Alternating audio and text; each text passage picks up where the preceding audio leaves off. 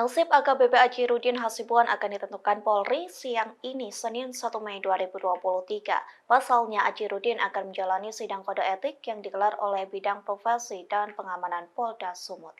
Hingga saat ini AKBP Achirudin masih ditempatkan di sel khusus Polda Sumut, namun nasibnya akan segera diketahui melalui sidang kode etik siang ini. Hal tersebut pun dikatakan oleh Kabid Humas Polda Sumut Kombes Hadi Wahyudi.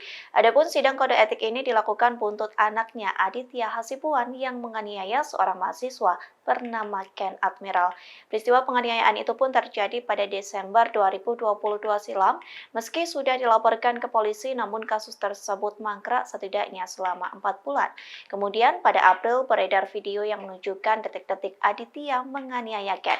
Dalam video tersebut terlihat pula AKBP Achirudin yang tidak melerai anaknya menghajar korban.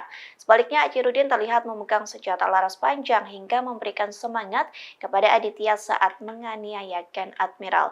Selesai video itu viral, barulah pihak yang berwajib menetapkan Achirudin dan anaknya sebagai tersangka. Bahkan buntut penganiayaan tersebut terbongkar AKBP Achirudin yang berperan sebagai pengawas dalam gudang solar oplosan.